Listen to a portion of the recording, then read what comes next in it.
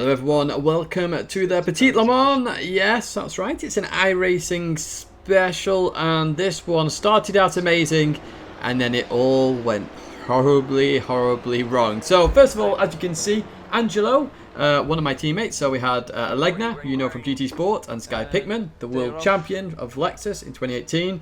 We were racing the Petit Le Mans, they invited me along and we gave it a go. And as you can see, Angelo qualified in P1. I think we were in split 12. There was definitely over 20 splits, so we weren't in the bottom. You see, I'm very happy there in the left-hand side as well. Apologies if you hear talking in the background. Obviously, Discord, we were using Discord to communicate. So there's parts of this video where you'll just have the action as it happened and the sound, and also you know, bits where you will hear or have me commentating and hear just little brief bits in the background. So the audio might be a bit all over the place here, but please just bear with me. So, as you can see, Olegna's had a brilliant start here, just accelerated away. We are in the GTE category, so you can see we're in the Chevrolet Corvette C8R, so a brand new car essentially, as we head over the crest of the hill. Now, Road Atlanta, a very difficult circuit, I've got to say.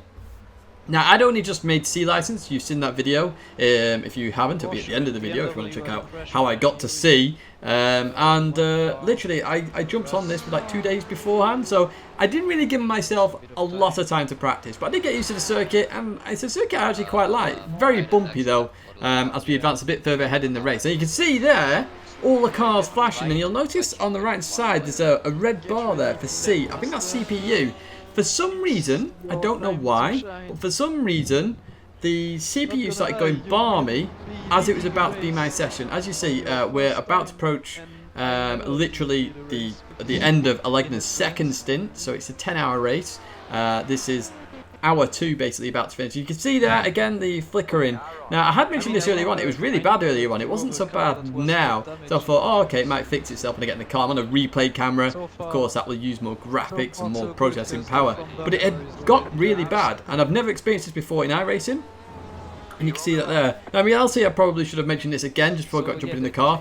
But I wasn't really thinking about that. Obviously, it's my first stint in iRacing that was about to happen. So I was getting ready for the go. 2 hours in the car, thinking about what I was going to do, handling the Multiclass, because there's GT3 underneath us, there's LMP2 above us, and the LMP2 drivers are a bit nuts. I have now discovered that. Apparently, it's a meme in iRacing itself that LMP2 drivers are a little bit bonkers. I definitely can tell you that is the case, as you will see in some of these highlights. But you can see there my CPU was having a little bit of an issue. It was staying at 60 FPS though, so I didn't really think too much of it. The stream was working fine, and I have streamed iRacing before, and I have recorded iRacing before, so I knew it wasn't OBS either. One thing that did change, and you can see that, is that everyone told me to get overlays. So, bottom right, you can see a new overlay. Center, you can see a brand new overlay as well. It's got steering, throttle, and brake input as Olegna goes on for another lap here. And then you've got the fuel left hand side, which I thought were some nice little overlays that I could add to the stream. Now, as you saw the start was working fine. There was no issues there. We had all cars on circuit, and there was no issues. So, there's obviously something in the background here, and I don't know what it is, that iRacing over time uses more power, and I don't quite understand it, but yeah, it was having issues. Now you can see it's calmed down again a little bit. It was still red bar there. It keeps going off and on, so it was pretty weird. I didn't really get it, and I wasn't really focused on that too much because I saw the flickering had gone. So obviously I was going to get ready for the race as Olegna comes round here. And about to go into that right hander. This is a very hard section of corners. Now this car, GTE car, doesn't have ABS, so I'm driving without ABS here as well. And Olegna obviously still leading the class there, you can see that. A couple of people complained because Olegna had high I rating, but a couple of them also have quite high I rating there. I mean, if you look bottom right, that Connor bloke, 4.1 to Olegna's 4.7. I mean, to be fair, you know, you get merged together into a split based on average I rating. Now I'm obviously a low I rating. Skypikmin's lower, so they can't really argue. It basically just means a good driver's gone with some worse drivers. That's all it means. See Olegna coming to the pits now. You see there's a little bit of frame issue there as well as he comes into the pits. And we're just getting ready. I didn't really pay too much attention to that. But yes, we're going to get ready to jump in the car. So we were the second driver in. Now they purposely did this, they said, because of what is coming. Let's put it that way as you get ready for this. So you can see how the driver change works. So Olegna gets out the car, I get in the car, And I just sit there and wait now for the pit stop to happen. You know, we have to change the tyres, we refuel. And then we're just going to advance a bit further on here now. And off we go. Hopefully, I was just getting ready. There we go. So off we go. Now top right is, you can see the FPS. You can see the C is not on there now with the red bar. So I'm thinking, okay, we must be fine. As we now head out onto circuit for the first time here in the Petit Le Mans. So just going to have to try and get used to the car. We haven't had any practice. You notice the C just suddenly cranks itself up there, which nearly causes me to have an error. So what I was having, or problem with, was like the screen was going very slow, but I knew the game was still functioning correctly. So I have a problem with the TV as well. So it's like a double mounted problem. You can see there how it's going fast and slow here. So I oversteer, I correct it, I come back on. You can see the C is absolutely rampant there. I don't know what all the code means. So I just start continuing on now, and then I just get absolutely rammed from behind, absolutely destroyed. And at this point I'm thinking, what's going on? Now I did say on stream, this is on stream by the way, if you want to check out the stream down below. Obviously I stopped streaming after this because I basically want to come in the pits now. He just drove straight through me basically, it was as if I didn't exist. Now in iRacing, if you have lag issues or anything, basically the car disappears off circuit. So obviously he didn't see me and they don't have damage, but we have hella damage. You can see that from the steering. I'm full lock to left and it's just not turning at all. I was gutted at this point, I've got to be honest. I was so gutted. Like literally, Olegna had done a 2-hour stint, or 2 1-hour stints should we say, because you do hour stints. As we looked across the chicane here, I'm just trying to avoid everybody. And for that to happen, the minute I go out, I was gutted. I've got to be honest, really gutted. Now, as I say, Olegna and Skypikmin had said they sent me out like this just in case there were any issues, and obviously we found a big one here. So I'm just trying to get into the pits here now, as we then put the pit limiter on and then head towards the pit lane. And at this point I'm just like, why has it happened? I've done iRacing streams before, had no issues. I've done recording before, had no issues. Why is it suddenly happening? It didn't click to me initially that it could be the overlay here, by the way. So initially we just come in the pits. I'm going to then hand over to Skypikmin. And you can see the repair, look at that, 11 minutes of repairs plus 3.5 minutes of optionals. And we take all of that, we repair the car, and you can see the damage there. Look at that. Horrendous. I got given a brand new car. It comes in absolutely destroyed. What I'm actually going to do is I'm just going to leave you a little bit with some of the recordings, because I then went to try and figure out what on earth went wrong with this. It'll take a while to engage. Yeah, I'm ready. Okay, good. That's P1 HP LMP behind you. He's gonna go for it. Yeah. Car on your left, clear. Okay, so in.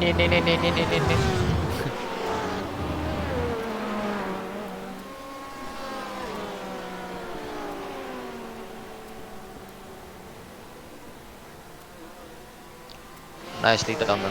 It was a good double stint. Yeah, well played. And you took out P4. Who deserved it? Oh, big crash on your left, boy! I just saw that. Car doesn't have. He's dead.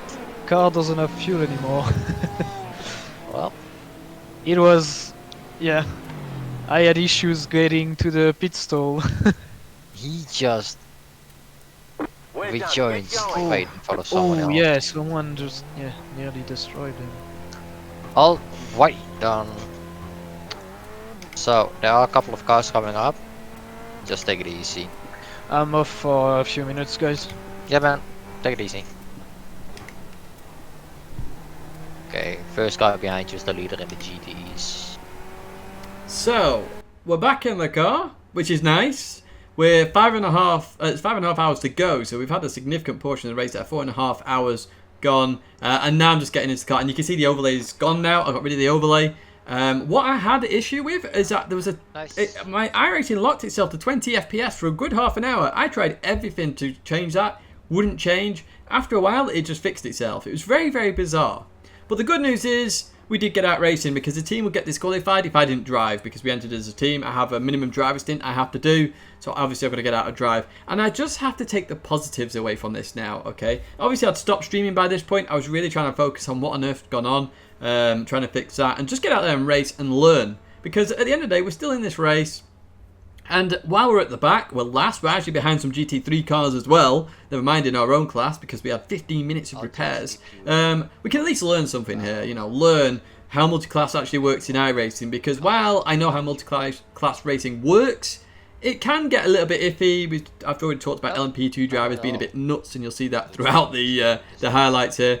And also learn the track. And also try and get my safety rating up, because obviously that was a big hit there as well. I've done what? How many corners on the circuit? 10, 11? And I've took a massive hit there straight off the bat. So not very good from a safety rating, which, if you're not aware, that's how the licenses are given out in iRacing, based on your safety rating, not necessarily your driver skill. There is an I rating, but that's not what the licenses are based on. Anyway, you can see here, LP2 driver going right by there. Nice and easy. That's standard that. If you are in the slower class, just keep to a line, keep very, very obvious in terms of what you're going to do, very predictable moves, and you should be fine in multiclass racing. I actually started to enjoy this, and what I will do is talk about the course a little bit, because obviously we've got day-night transition in iRacing as well, and temperature change. Temperature was a big thing, by the way. I'll talk about that in a little bit when we get to the night stint after. But yeah, we've got no ABS as well. I had to learn and adapt on the fly. As I say, I've not done that much practice as well. So let's talk about the track first of all. So this is towards the end of the lap. Now, you've got this crest of the hill. Very hard to look over. It's quite difficult when you're being overtaken by an LMP, so you obviously stay to the left. Sometimes I've nearly run wide there. And it's very bumpy there as well. But you accelerate through here. You get this fast right. I love this corner, by the way. Very, very good corner. I'd actually quite like this track in GT Sport, because to really get the most out of it, you've got to proper chuck it in and hope the car grips. Very good. This is a very blind apex. You can see that there. You've got to chuck it right, and then it's very tight in terms of the exit, so you have to get it right, otherwise you're going to run wide here. Down here, it gets a little bit sketchy, very bumpy. I get a little bit wrong there, and then we chuck it into this left hit. Again, very bumpy. We've got a lot of runoff there, though, which can be used, but that's even more bumpy than the circuit. Heading down here, you've got the double right, essentially, the 90-degree right-handers. First one's usually not too bad. It's the second one where it gets really iffy, because you're down at the lower end of your speed, so it's where you can lock up the most. And it's where I was losing the most time, to be honest, when I was practicing for this race.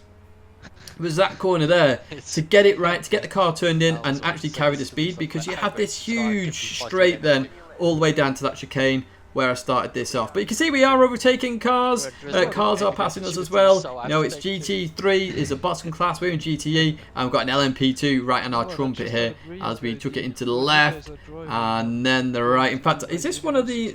A couple of guys were extremely nutty here, but you can see... No, they go in the pit, so we're all fine and dandy there as we continue on. Let's advance a little bit further on. That's a lap of Road Atlanta. If you didn't know the circuit, you now know it. So we advance a little bit further on here, lap 196, not mine personally, but as a team. You can see we are going a little bit quicker here, heading in towards this blind corner. I'd say very blind corner this. Nearly okay there, a little bit bump on the curb. But the LMP2 drivers, they're a little bit nuts. As you see here, he goes for the move on that corner. That is just a silly move to go for, I've got to be honest. Just stay behind, just wait until this straight. Now, if you do that for 10 hours straight, more than likely you're going to have a crash. And a few of them did have crashes, but then carried on doing these kind of moves. It was kind of mental. Now, what Olegna was saying, and Skypikmin as well, was that normally the LMP2s are the lower I-rated drivers usually, because it's just people wanting to get into the faster cars. And obviously the splits will have, further up the splits, more LMP2 will go essentially. Oh, let's jump to some commentary. The right side. Clear. Is this looking sketch? Yeah. Okay. Another LMP behind is you is P1, so yeah. He's gonna take the inside here. Let's be careful Or there. Still there. He's waiting, be Clear on careful. the right. It's okay. Well handled. Nice. If you want to bully this boys, you could die from the inside. Left side. Keep to the right. Ooh, that was a... Still there. Clear on the left. Oh. Yeah. I think he turned a bit into... Yeah, he did. Yes, I was in the helicopter cam. Yeah, I'm looking at it. He didn't get this line. He steered to the right the most contact happens. Yeah. So for your information, you will probably be clear for a couple of laps concerning cars behind you. It's only the GT3 that's ahead of you. Okie dokie, thank you. Car right. Clear on the right. Right side. Car right. Clear on the right. You were in the marbles. Yeah, I felt them straight off the bat. So yes, I was in the marbles there. That was another nice thing. Obviously the track had developed. A lot of marbles on the left. My left rear clipped that, and it all got a little bit interesting in terms of oversteer, but we did manage to catch it as we're about to get lapped by P4 in our class there in another Corvette.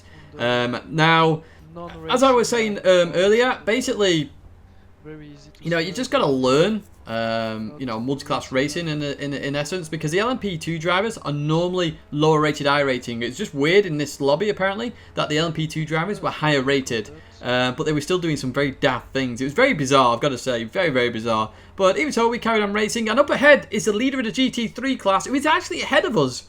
And we're about to actually overtake, for an official position here, the leader of the GT3 class there. Obviously their car looks nice and new, but ours isn't, obviously. So finally we get past. We actually get an overtake done. Woohoo! Happy days as we then just fast forward these clips a little bit here.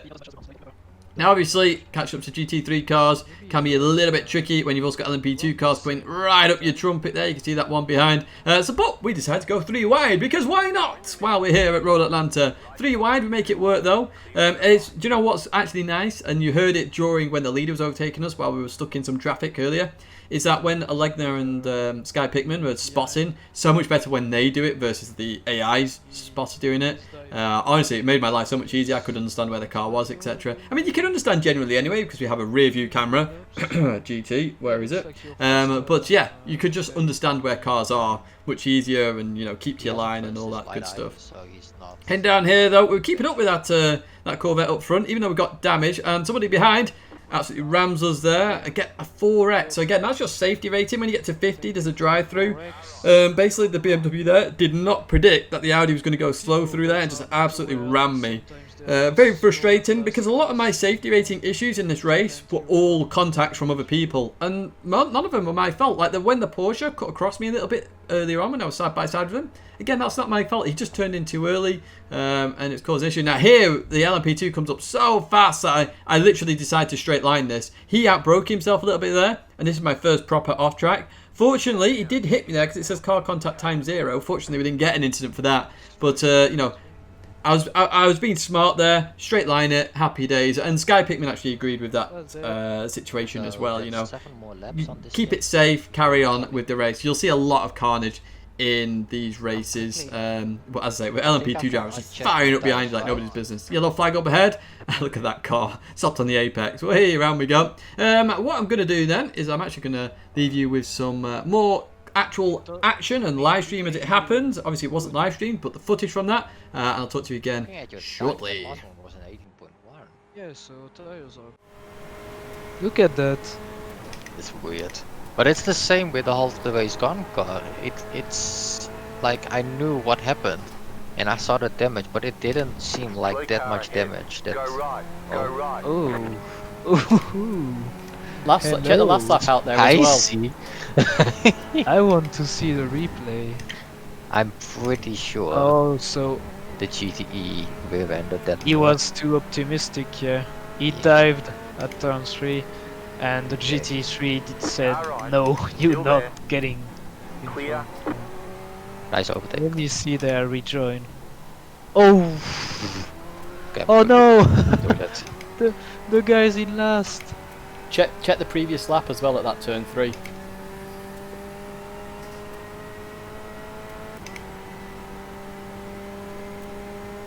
So just straight in, pull in the pit box and just wait for the go again.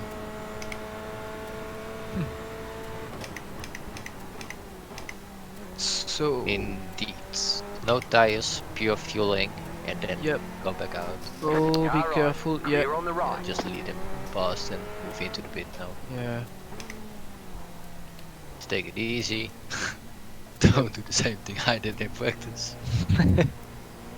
That was a little bit sketchy enough with that LMP2 car, but best thing, let him go and then pull in. I tell you what, coming into the pits and finding your pit box, actually quite difficult in iRacing, I've got to say.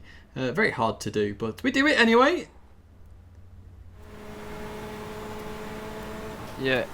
Oh, Car on he your hit left, clear on the the left. inside wall at 180 kilometers an hour. How do you do that? He clipped the grass and just went flying to the other side of the road. Damn, he's lucky that the car isn't stuck in the wall, to be fair. At least lucky that he was so close to the pit. Oh, oh, hey, he's off. I knew that was Car coming. on your left. Let me see that again. Keep to the right. I was still on the Clear. replay of the other guys.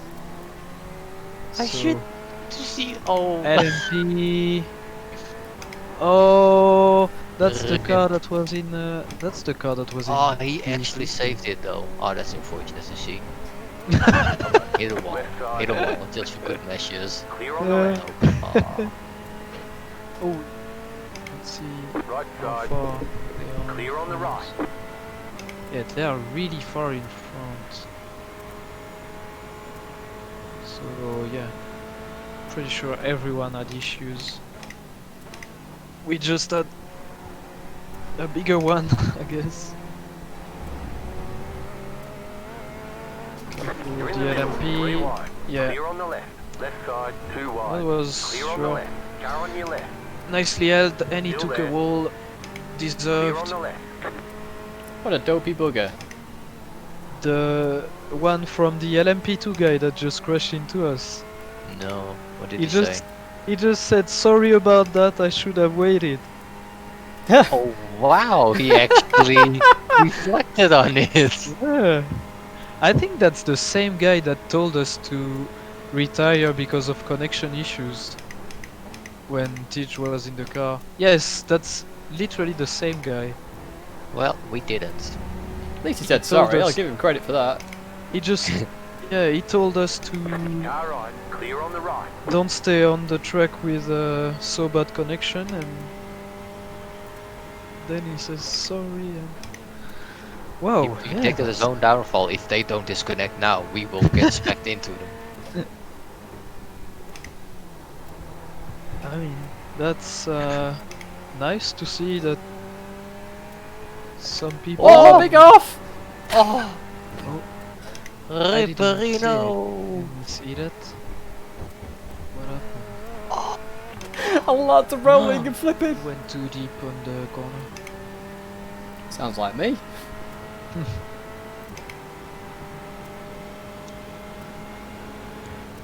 That's the car in last. They're Car on your left. still racing. Yeah, Still there. that Porsche. Clear on the left. Oh, F.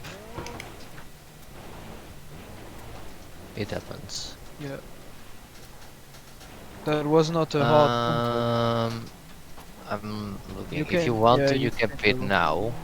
I think it's worthwhile. It's down on you. So that was very frustrating there. A couple of incidents again, none of them my fault, unless you think different, please let me know in the comments.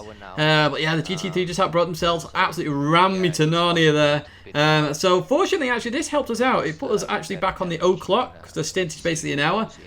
So I only got an hour and a half, technically, of my stint. But even so, we had a full stint. We actually did finally some driving in this Petit Le Mans. Happy days as we pull into the pits. You then reset the car, you then jump out the car, and you can see the car there as well. So I felt like I had a little bit of damage, but I don't think it was actually too bad. The optionals weren't too bad as well. So in the end, that could have been a lot worse than it was, as we then jump to the night stint. Yes, folks, we race at night as well as the day. We go into the evening here at Road Atlanta. So let me take you on a little bit of a tour at night. It's quite a little bit different than in the day. You definitely can't see half as much as you can in the day for obvious reasons. The sun is not there. Track temperatures, I talked about this earlier. When it's at night, it is so much better. The tyres aren't as hot, they feel a lot more grippy. It is absolutely brilliant. So the plan was for me to do a full 2-hour stint here. But yeah, let's see what happens in this one, hey folks. So it's nice that I could get out at night. Again, it's just getting used to the car again. You can't really go and practice anywhere because the race is happening and you're sort of so invested in the race. So yeah, you don't go practice, you're literally jumping out and this is like your first time on track. So you can actually see that it's quite easy to, in real life, why people make so many mistakes as they come out. As you see the flashing lights there really having an impact very well aware of that Porsche behind, who is P2 in our class, as they go by. Again, just let them go here. You know, it's my out lap. Just getting warmed up. The whole goal here now is to see if I can keep up with them. And we'll just pull onto the racing line here as an LMP2 just follows up behind. Just runs a little bit deep there. There's the LMP2 car there as we accelerate out of here now. And again, just let the LMP2 go. And we continue on. So you can see how very different it is. But I still have my same brake markers, so I wasn't too worried. You know, I knew exactly where I needed to brake and what I needed to do as we chuck it into the right-hander here. You see this Porsche come out here, and I got a little bit nervous. Because I was so concentrating on this corner because it's so blind, I got it all sorts of wrong because I wasn't aware where the Porsche was. So I'll let the Porsche go here, and then I'll just carry on as normal. They left me a lot of space there. Very nice of them. And yes, so the night one is very, very, very, very interesting. What I'm going to do again is just leave you a bit of the live footage, and I'll talk to you again very soon. There's a lot of smoke. You mean on the track? Car stop on the left. Oh dear.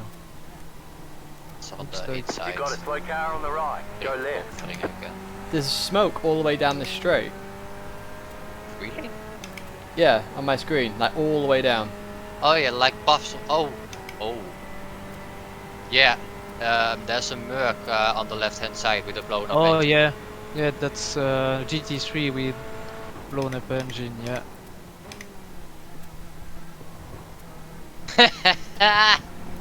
Car on your left. Clear. Look out for the oil. Like legit? No.